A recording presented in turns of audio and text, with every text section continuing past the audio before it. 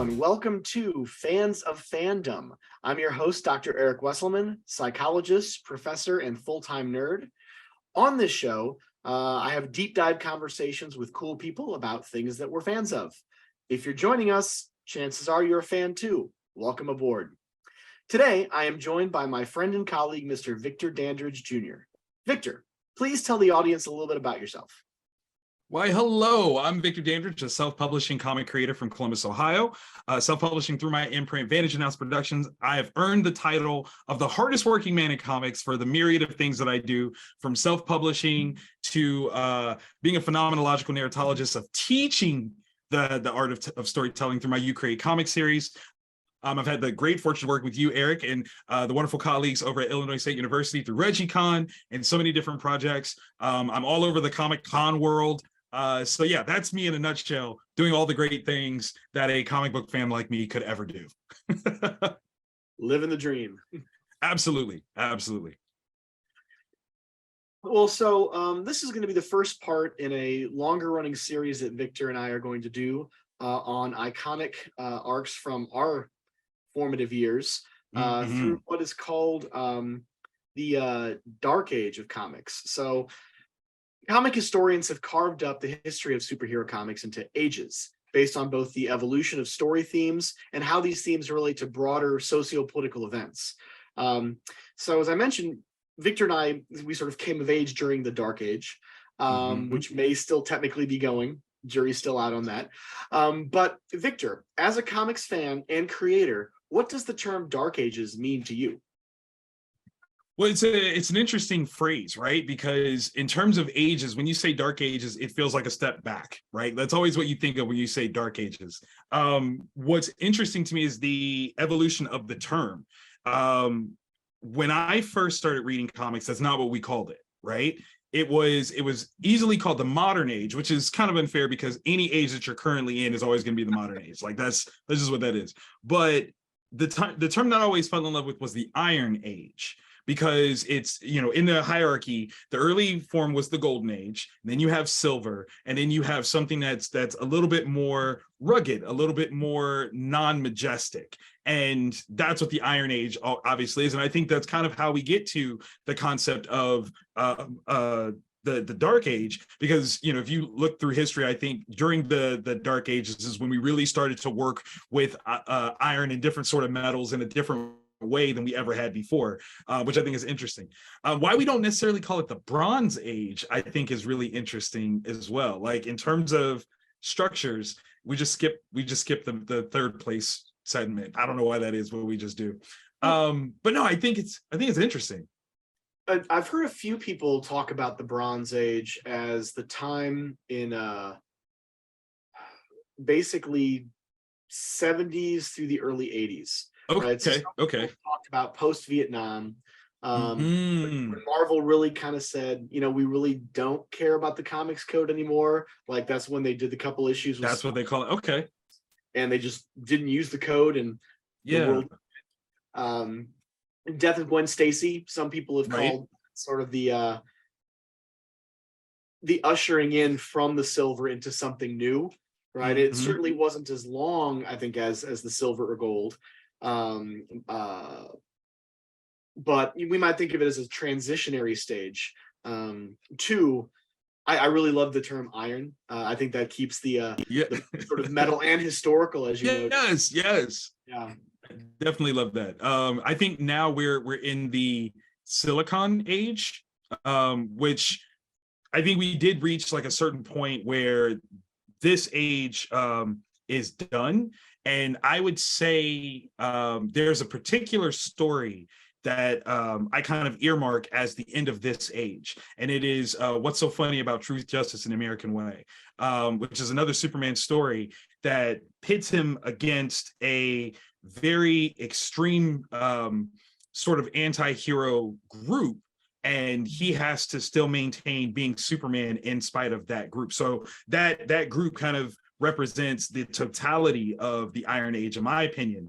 And so that's kind of the end point for me when it comes to that age, is when you have Superman, who was the key figure of the Golden Age, to come back and kind of go, this is okay, that's enough.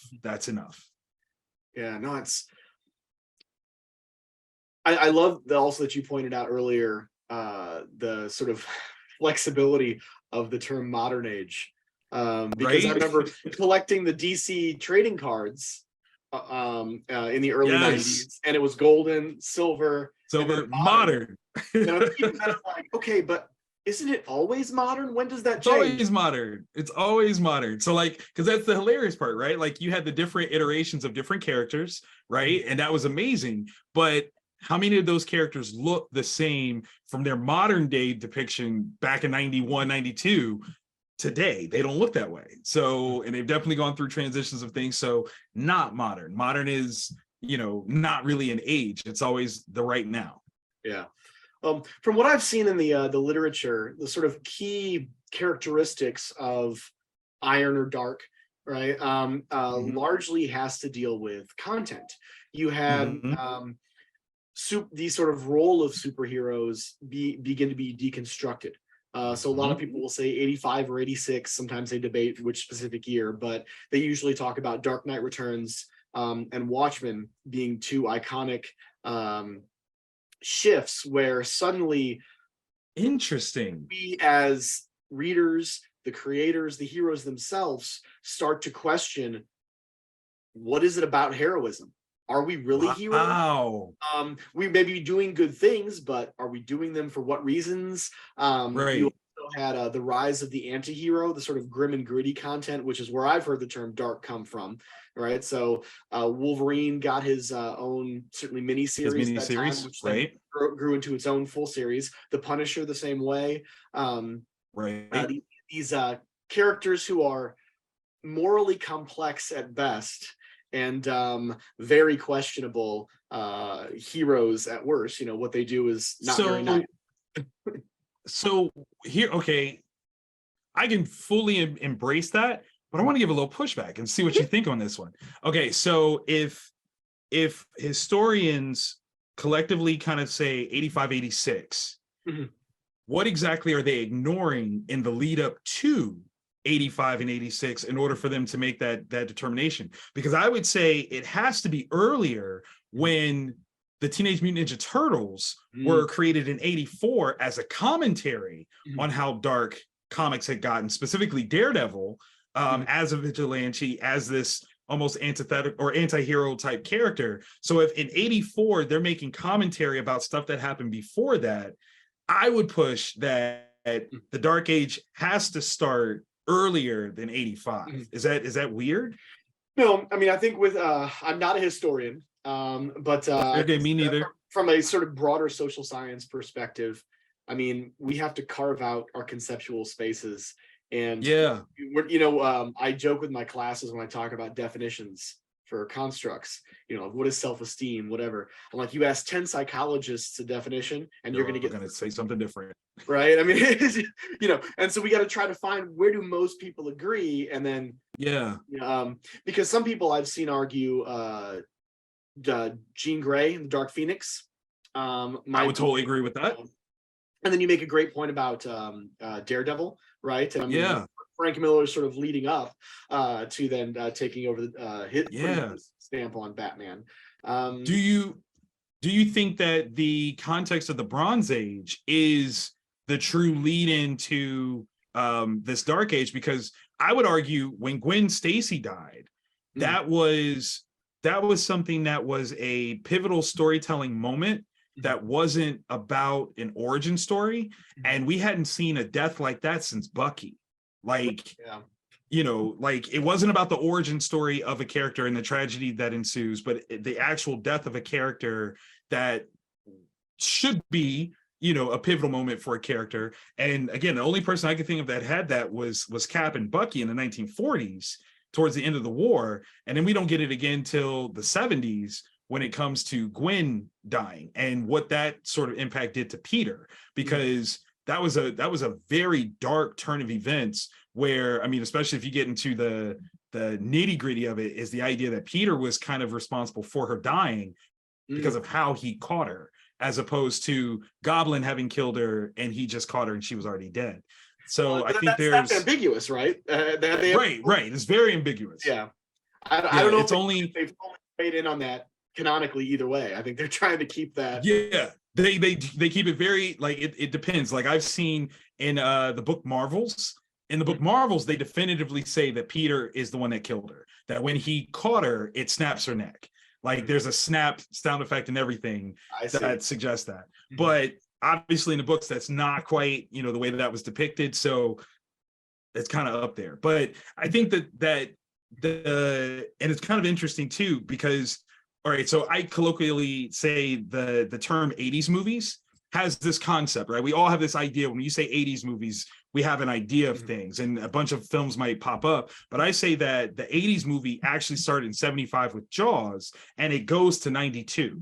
That type of movie happened over a span, but the majority of it happens during the 80s, and that's how we got its name, which I would definitely agree that this dark age, so much content happened in that 85, 80, 86 window that probably is why the flag is playing. And I can totally understand that. There's little sparse jumps, but that window of 85, 86, they were like, nah, this is what this is. You got Crisis on Infinite Earths, Dark Knight Returns, Watchmen, and DC was kind of at the center point of that movement of saying, you know, this is what we do. This is it. Yeah.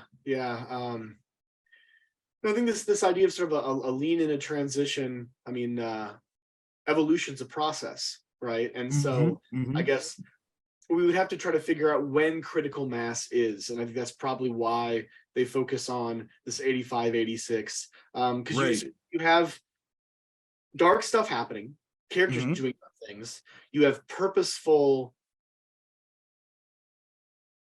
questioning of heroism, like just what is that concept philosophically.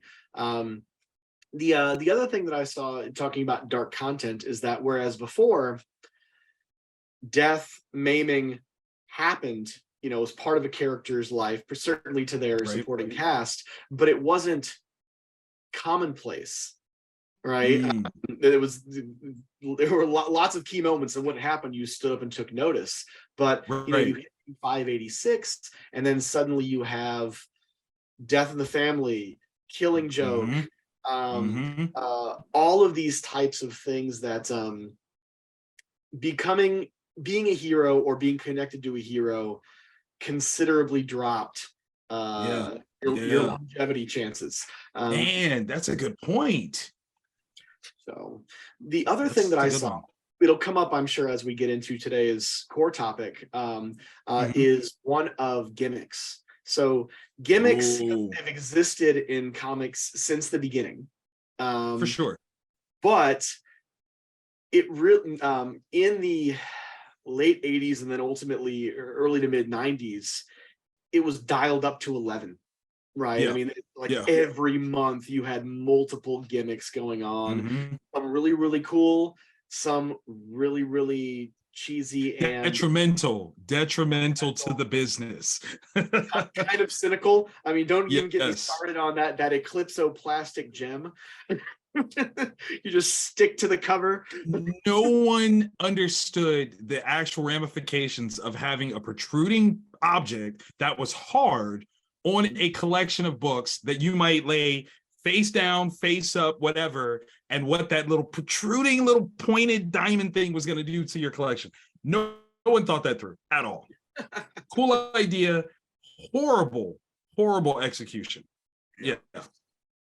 So we sort of have a confluence of this age of dark storylines, moral murkiness, which really is kind of close to morality in reality, right? Moral decision making is complex, and then you have all of this gimmicks to get people to buy, and then the speculative market going with it. So these three things together might make what I think most historians call the Dark or Iron Age. We'll I like it. Stamp on that here.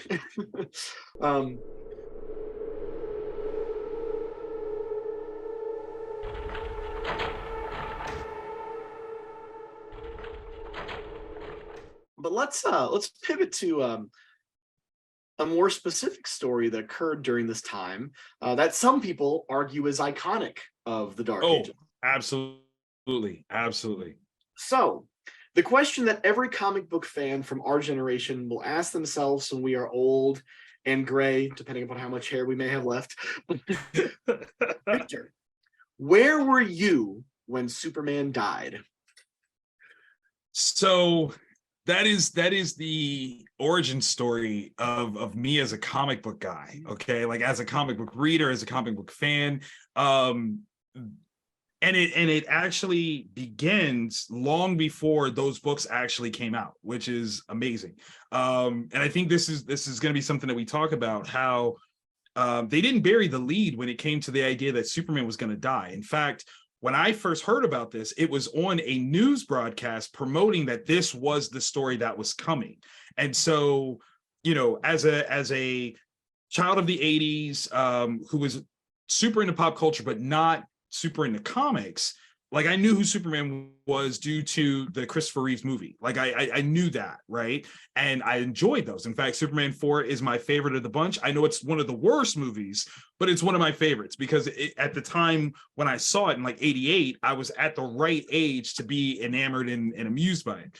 So I knew who Superman was. Pop culturally, everyone knows who Superman is. So the idea that he was going to die, well, how do you do that? I want to read that. Like, please and thank you.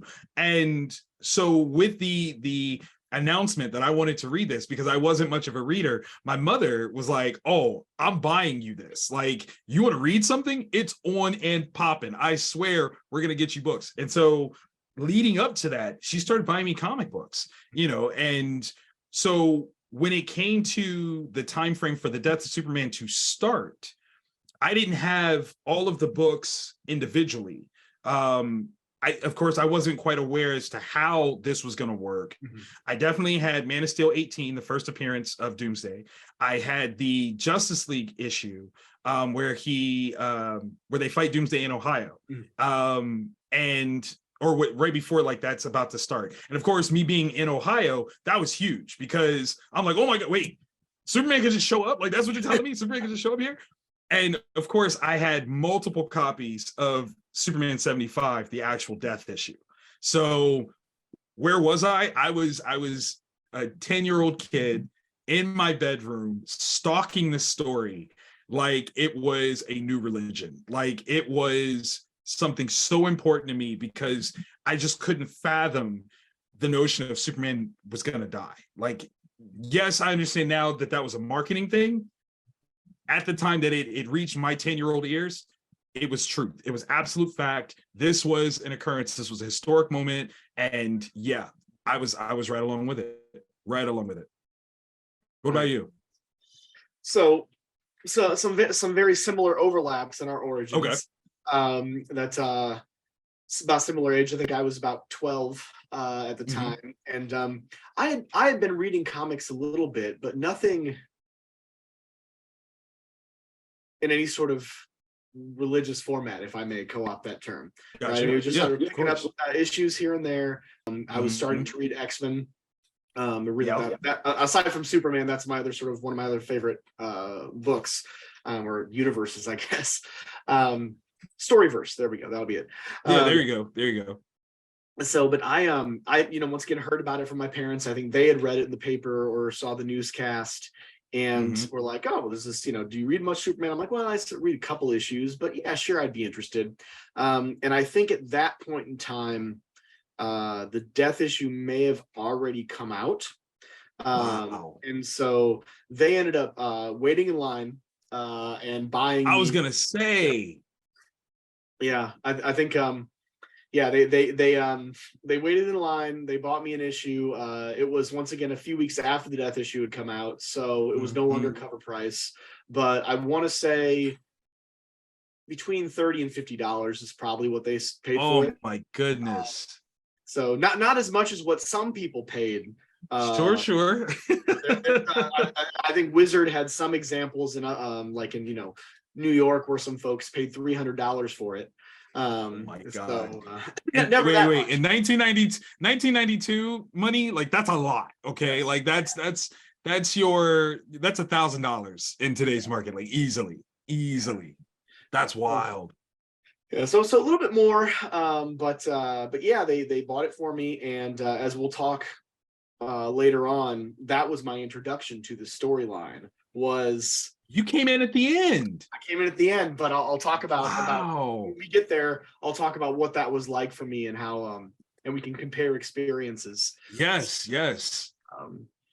So let's talk actually a little bit, because this entire event really took, from start to finish, from the death to his return, took almost a full year, right? Yes, and so yes, it did. Death in comics, not uncommon, even for some major figures, but usually when that happened, it was a cover gimmick to get people in, and then it didn't actually happen, right? Or it turned out to be a dream or an alternative universe or something that they could easily retcon a couple issues later. All right. And I won't go too far into the background story here, because there's plenty of interviews published with the creative team. As a matter of fact, if you pick up I'll plug the 30th anniversary hardcover. I'm gonna throw mine up there too. Yep. There we go. Screenshot. Same cover. That's right. Sponsorship. That's right. But there's a roundtable published in there. But just to kind of give you a thumbnail for the audience at home, they had been building in the comics to marrying Superman and Lois. So the previous year, they had gotten Lois and Clark engaged. He told her about his double life, and that's where they were leading. But around that time, the Lois and Clark Superman show was going to come out as well. The powers that be at DC, and Mike Carlin was very clear about it in this. It's very clear. Like that was our choice. Yep. They decided, well, wouldn't it be great to sort of correspond the wedding in the book with the wedding in the TV show, which could be 4 seasons from now. And so they went in and said, sorry, creative team, at their Superman summit, we got to do something else. And so their usual joke that they threw out when they hit a creative block was, let's just kill him. But this time, let's just kill him. They decided, well, maybe there's something to this. And Mike Carlin, the group editor, was like, okay, well, yeah. So you kill him, and then what? So the whole point of this was not just to kill him. All right, so they talk about this 7-issue death arc as one just 7-issue long grudge match, ultimately. But it's what happens afterwards in all of the books that really drives home the characterization of these folks, the human drama that, regardless of genre, regardless of medium, right? It's that human drama that draws us in, transports us into the story, right? And so that was really what I loved reading. And then I came back and read the death later, like the full arc. So hearing that, when you're talking about the human drama, right? Are there any characters that stand out in the presentation of that to you? So many ways, and it depends on, because I read it probably the entire story arc I read once every 2 years or so. Got you. And it depends on the day, and it depends at some level on what stage of life I'm at. I get that. I totally get that. So, like this last time I read it, I connected so much more with Ma and Pa Kent. That's always been the one for me. I'm a parent, right? Yeah. That was always the one for me, because it was in many ways the one aspect when I was growing up I couldn't understand, because I'm not a parent. And now that I am a parent, it fascinates me even more, because I 1,000,000% understand the ups and downs that they were going through at the time, like, and how devastating it would be to watch this happen to your child, and not be able to acknowledge to the greater world, that's my kid. And the final result of Pa Kent and what happens to him, yes, 1,000,000% understand. We'll get there, right? Okay. We'll unpack that in Funeral. Yes.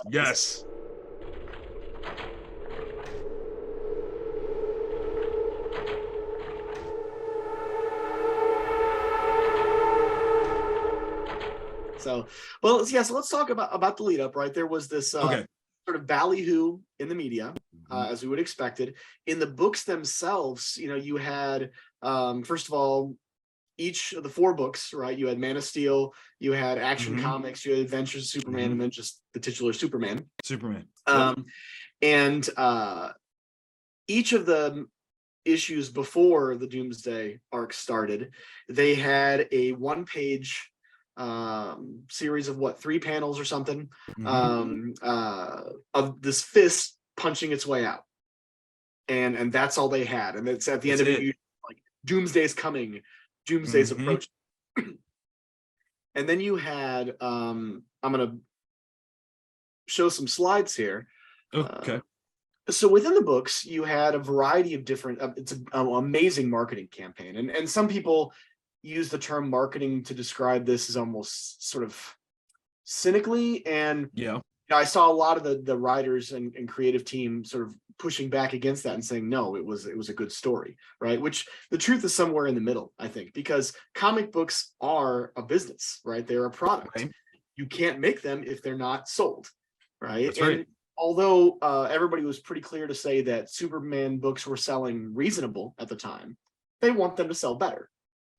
So there was some marketing to this, and the entire campaign was brilliant. The more that I look at this, right, you had the multimedia campaign that was going on among news channels, radio interviews, etc. You had the trade press. You had within the books themselves, not just the narrative devices like Doomsday's fist punching through, but you had these advertisements that were put in the middle of the book, right? So you've got this one that's specifically from DC, right? And this one came out of, like, the Doomsday arc didn't even start yet, right? So there's no no dancing around this. Here's a broken, battered, likely dead Superman, right?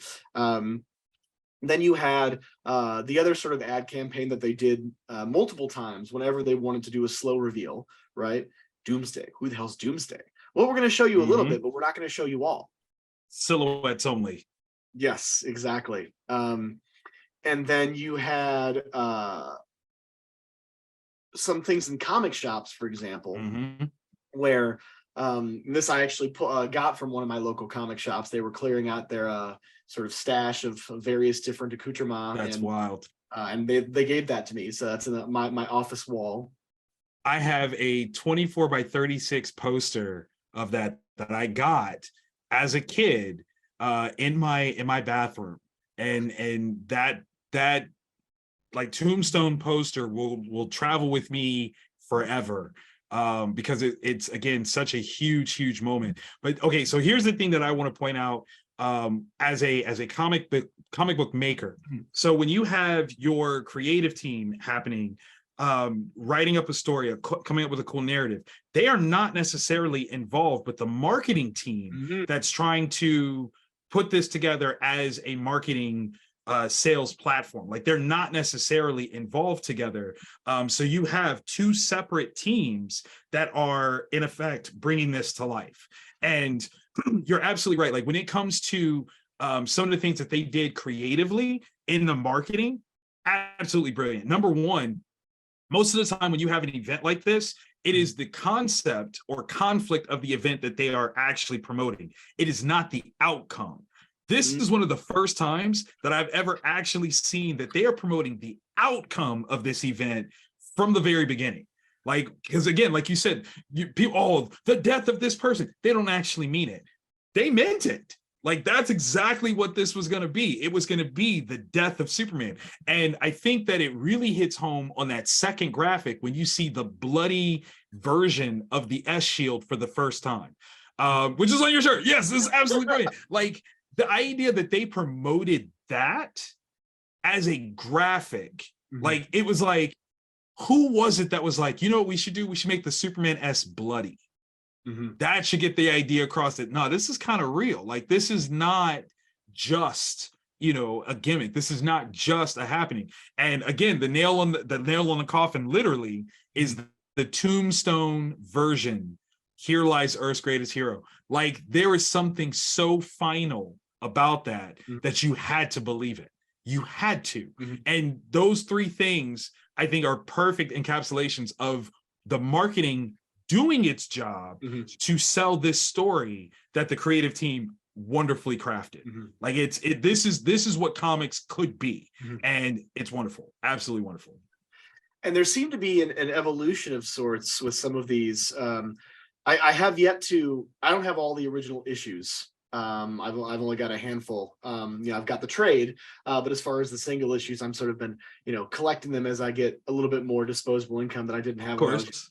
The first Man of Steel one's a little expensive though. I think is a little hard to come by, but I think I have a lead on it, so I think I might be able to get that for you. Cool.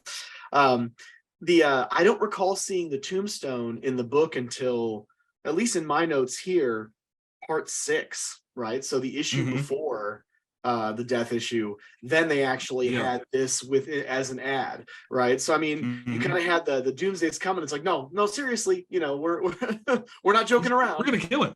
We're gonna kill it.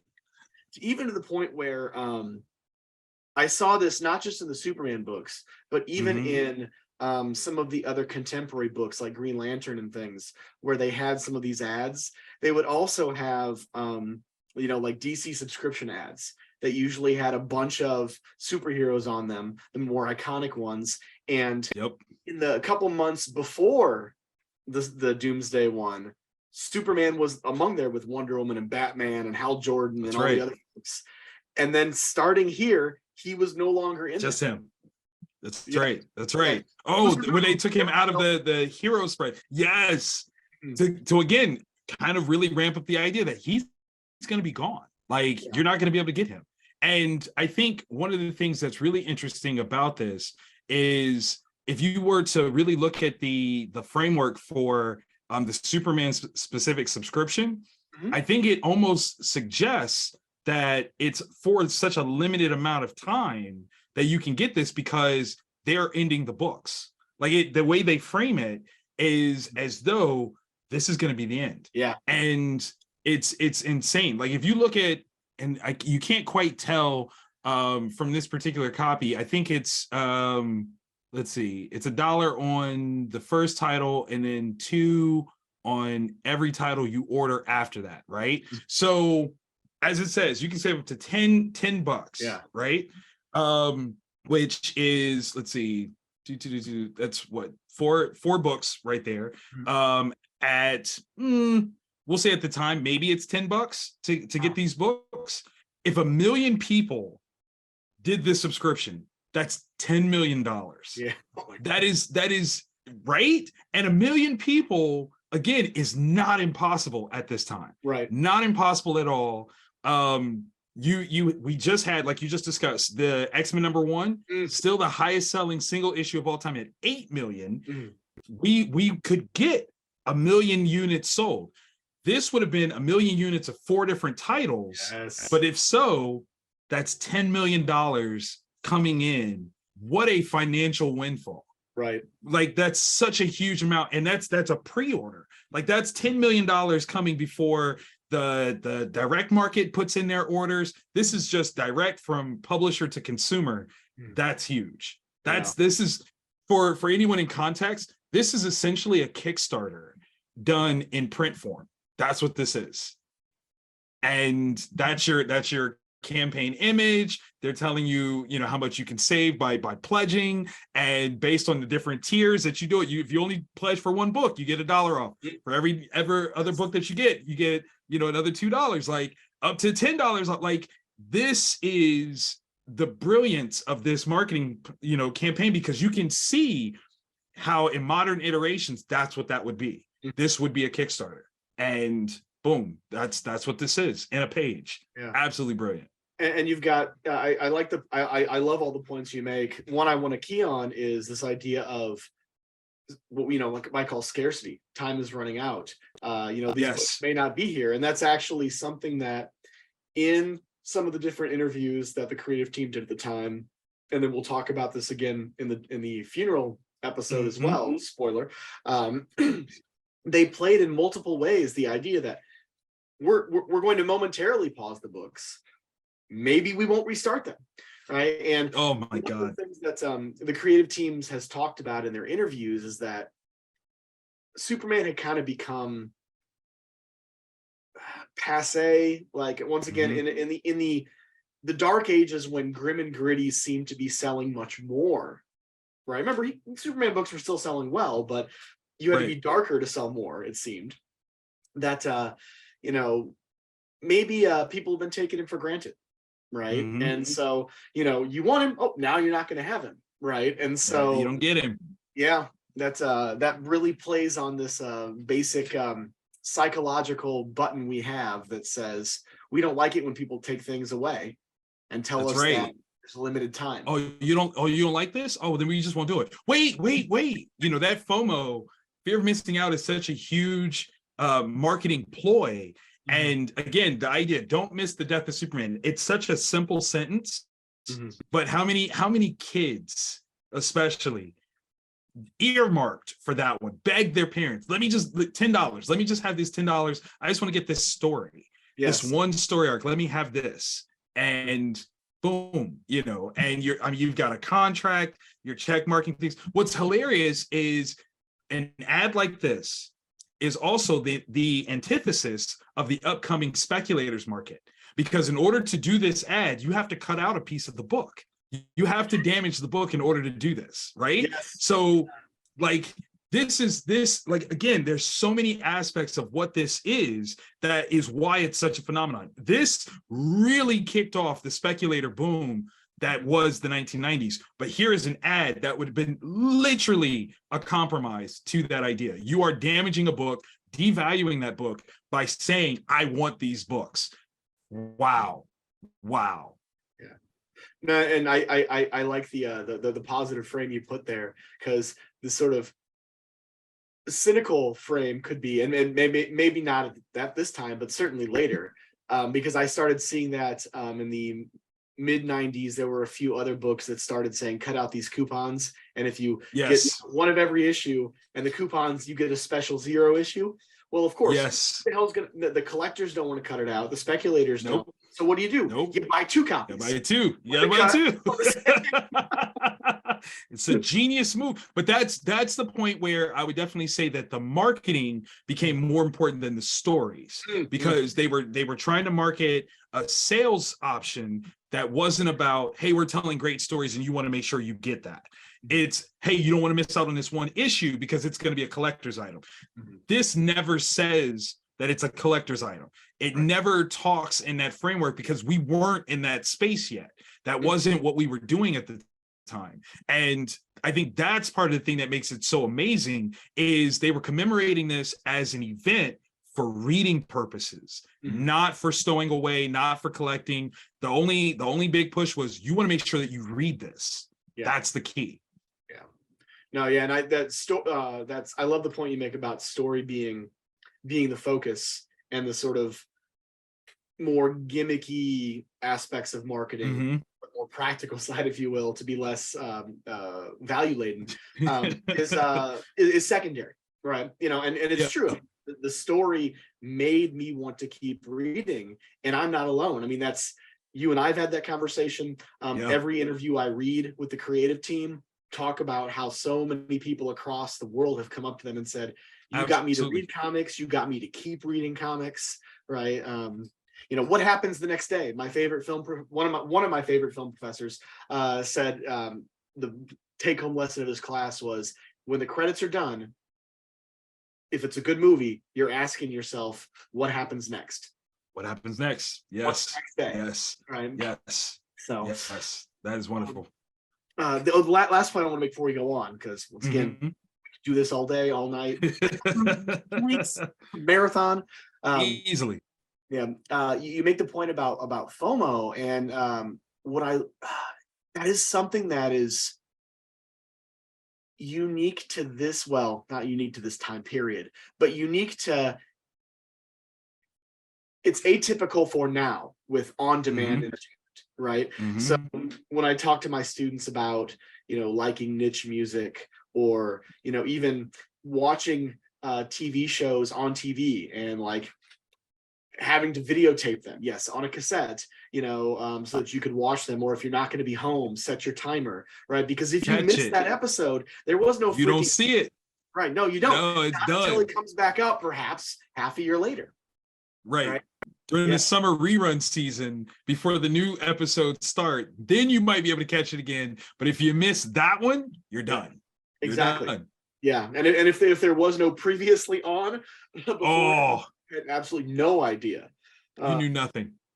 So, and it's the the same is true with comic books. And when I teach my psychology of comics course, we'll talk about how, particularly with these books that have long running things, like I teach X-Men 138, which is the issue after the death of Phoenix, and it's basically one long catch up, because the death of Phoenix got people in, and so people let me tell you what's going on. Exactly. And do you want to start on what happened in the previous 137 issues, right?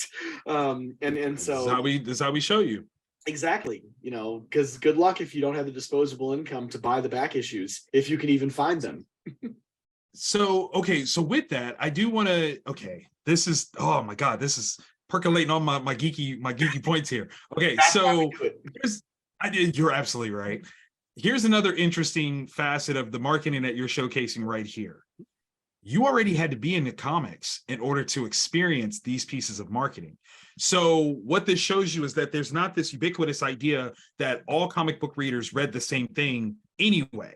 Like you would find, like you said, maybe I was a Green Lantern reader and I wasn't a Superman guy, but I would have to see this ad in order to know this story was coming because I'm already a comic book reader. This isn't the age of accidental marketing, where I can just put in a tweet and maybe a follower of yours happens to retweet it and therefore you see, like, this is static, very specific, pointed marketing. And if you're not of this particular community, you don't experience this. They're not talking to you. They don't have a way to talk to you. There's not like, if you were a video game person at the time, until they had the video game adaptation, you had no frame of reference for this story if you weren't reading comics, unless you caught it maybe in a newspaper, unless you caught it on the news, again, which is how I found it. But what 10-year-old actively watches the news? It was a moment. Like it could have just as there is a multiversal version of me somewhere that just didn't watch the news that day. And therefore never got into comics because I missed that announcement because I wasn't reading comics. I never would have seen this, right? Like how great, like I never would have seen this otherwise because the framework of advertising this type of event was very specific to people that were already in this community.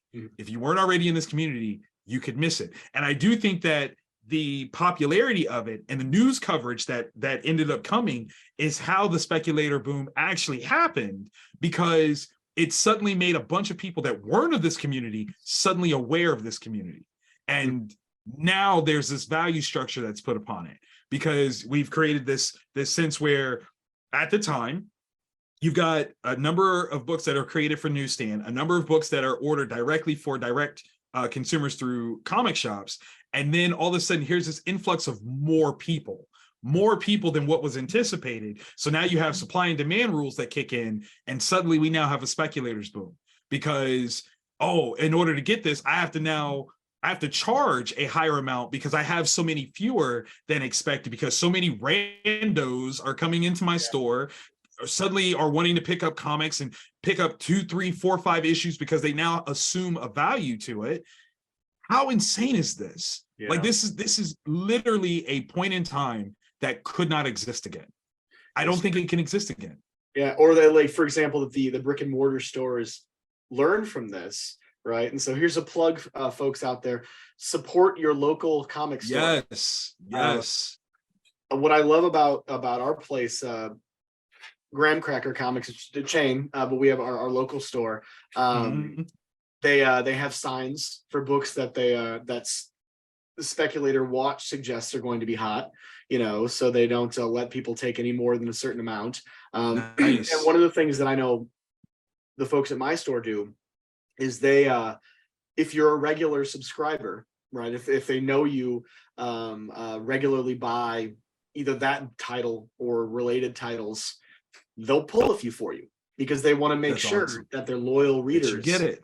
get it and not the speculators. Yeah. And so, And what a precarious balance that comic shop store owners have to tote, because you're literally denying sales in right. order to capture readers. Mhm. What a phenomenal, like, you know, tightrope act that you have to do. Big shout out to Comic Town. That's my local comic shop. And being a comic creator, I have those conversations with them that most comic creators don't have, because we have this assumption, oh, we created a comic, it should sell in a comic book store. There's far more economics at play, and pseudo politics and all kinds of things that actually go into what they do on a regular basis, on a weekly basis, that we don't give them enough respect and accolades for the stuff that they put up with, especially from the speculative boom buyers that aren't really interested in supporting a book, but actually trying to flip something for value later. It's so crazy. So crazy. Yeah. So shop local. That's right. All the time, every time.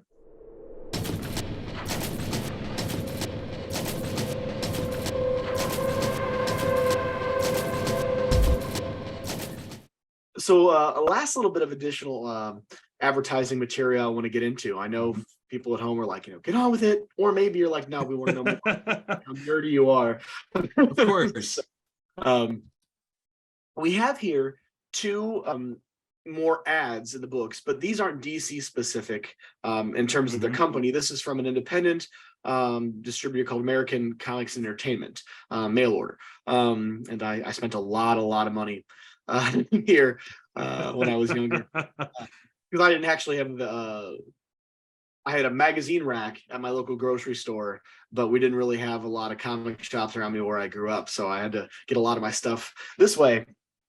In both of these things, you have one that came earlier in the Doomsday Saga. I want to say maybe issue 2, we'll say, that first one on the left with the the super close-up of their faces together, the face-off, and then the second one, which came out in probably part 6 of the series. So it was all about wrapped up, and now you have, okay, here's the aftermath picture, right? Victor, talk to me a little about what you get from these ads. So there's a couple of things that I think is interesting, and looking at it here, so American Entertainment might have been the reason why this happened. Superman 75 collector set. I think that's one of the first times you'll ever hear of a series being noted for collectors. I've never seen that before. But the other thing that I think is so great is this Death of Superman saga, really earmarking this whole collection of stories or collection of issues as this very set thing to be marketed. I've never seen that before, not with Secret Wars, not with Crisis on Infinite Earths. Like this is kind of highlighting how important this is. And the biggest reason why I want to point this out is because if you look, okay, so while not necessarily the headline feature, right, there are other titles that are showcased above it, without question, including most notably pieces from the Image revolution, right? So Image is the new kid on the block. It's changing the game. It's taking the world by storm, selling like buttloads of books. And yes, they're so popular that they are above this. However, this gets its own section, essentially, right? Like its own carving out to showcase like how important this event is. To call it a saga, again, that is not traditional comic book talk. We can say like the Phoenix Saga. That's the only other book that we've ever heard referred to in that way. And the Phoenix Saga, when you really break it down, that is way longer than the Death of Superman. Like that is a many years run of content when you're really looking at the full scale of what the Phoenix Saga was. Huge. So to have this book promoted on the same level of something like that just kind of showcases what its level was, to this market. Like this is huge. And again, as we were talking, this has limitations on how many pieces you can buy. Yeah. They already knew, like there had to be benchmarks. We have to control we're sending out. The idea of this mail order thing, you could easily do that through mail order. No, you can't order more than that. Sorry. At stores, they did not have those stopgaps. And that's how the speculator boom literally happened. They didn't have this. They didn't have this in place. And I think this also showcases where that comes from, where they're like, well, how do we stop this from happening? Well, the mail order guys go like, you can get 2 max. Don't ask for more. That's it. That's it, you know. And I wonder what levels of checks and balances they had for that, you know, because let's be frank here. Did they go through it based on address? Like if you were ordering it and I'm your sibling and I'm ordering it, is that the 2? Or do they, you know, if I order 2 and you try to order 2 and they match our address and go, no, one of you can't have it because this address has already ordered 2, we're not sending anymore. Like, how did they know? Because I mean, most of this is pre-internet. Yeah. I mean, they could have looked at, for example, in this case, usually you paid for it by either giving your credit card number, or more commonly, check, postal yep, order. mail order. Yep. Sometimes places would say well disguised cash. But although I gotta wonder too, though, maybe there had to be some way to get around this, though. Like, of course, because are they gonna deny you, not take your money? You know, they may say, for example, limit 2 per this shipment. But if I turn around, you can always order it again and order it again. And right. And, you know, and if I remember correctly, I think there may have been a minimum for what you had to buy from here in order to get it at all. It's wild. This may be a false memory, so forgive me, internets. Still. But no, because I remember actually when I one of my first orders from American Entertainment was the first 4 die cut cover issues of The Rain, which we'll get to much later. Yeah. And I remember going to some of my friends and being like, hey, let's all put it in order together. So there must have been some there had to be a minimum. Yeah. They're not going to ship to you unless you order this much, but then you can only order this many of that. Oh my gosh. That's how you end up becoming friends with your neighbors. Hey, can I have something sent to you? I'm trying to get these books, but there's a limitation. Can I have them sent to you as well, please? That's amazing. Amazing. Yeah. No, it's yeah. That would be a whole interesting episode to do just on this. One more thing I want to talk about, though, that I think is also important is this is after publication marketing. And that is something that I think in a lot of ways we've forgotten how that works, particularly now that we're in the trade paperback market, where once the book comes out, we no longer continue marketing it. And this was an opportunity and an actual business model that waited for books to come out and still found ways to market them after they actually were in the general marketplace. And I think there's something very interesting about that as well. At the time, it wasn't so much of just wait for the next one or talk about the next one, and then, you know, talk about the trade. We didn't have that. Like, that wasn't a part of the comic book norm at the time. The graphic novel was still very, very new in terms of its use and distribution. So them promoting books that had already occurred, talks about the back stock market, long boxes and all that cool stuff, as well as promoting things that are to come, which is absolutely brilliant. I mean, order by January 2nd, that's amazing, because by that point, the last issue of Death of Superman came out in November of 92. So you're talking a solid 2 months later, they're still marketing this. It's still a viable sales piece 2 months later. I can't tell you how many times any new book 2 months from now, we're not talking about what just came out.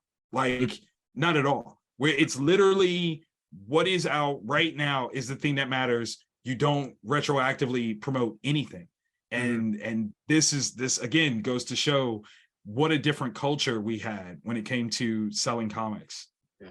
Well, and you also had, so people sort of catching up, time for, just like with movies, back in the day, it took a long time for buzz, right? Box offices would usually bill for good movies, word of mouth.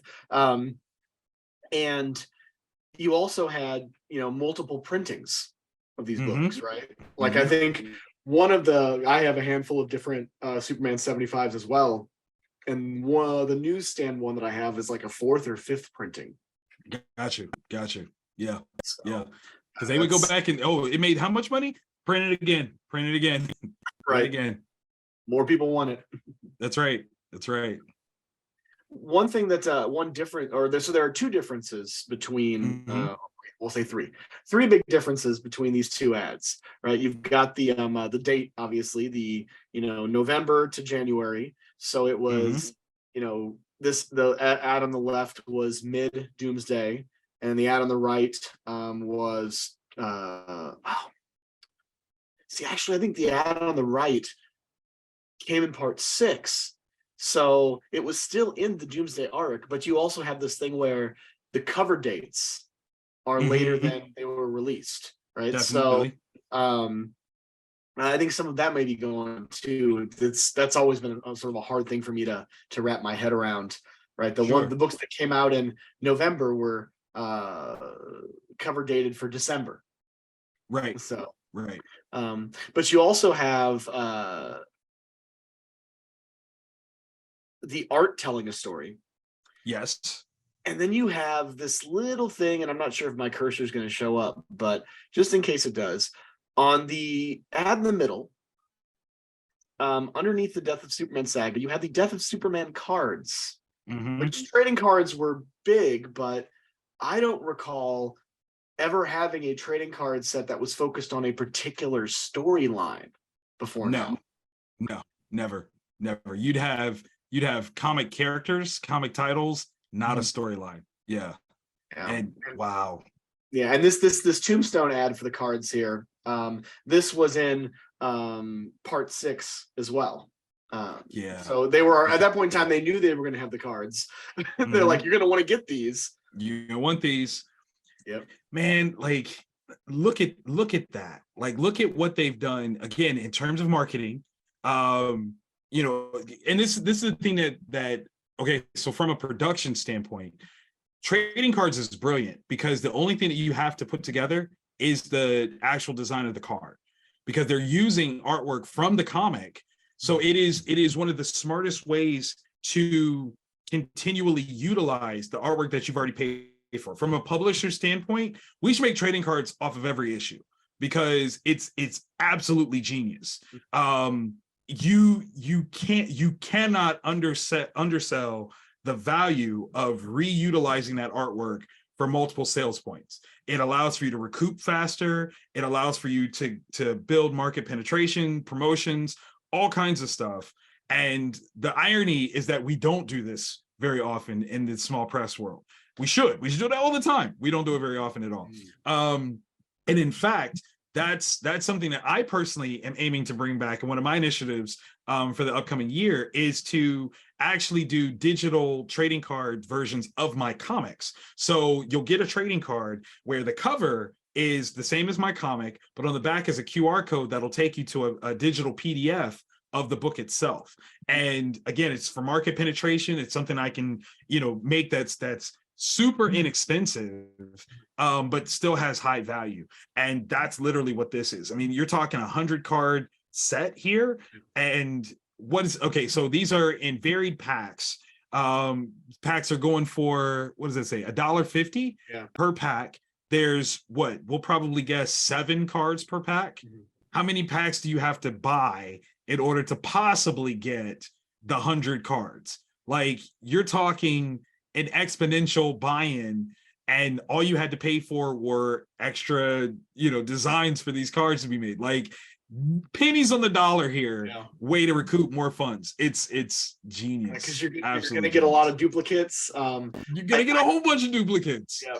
There were some incentive cards, if I remember particularly. I don't remember what they were, but so those would have been the unique, extra ones that they would have to commission. But worth it. Absolutely worth it.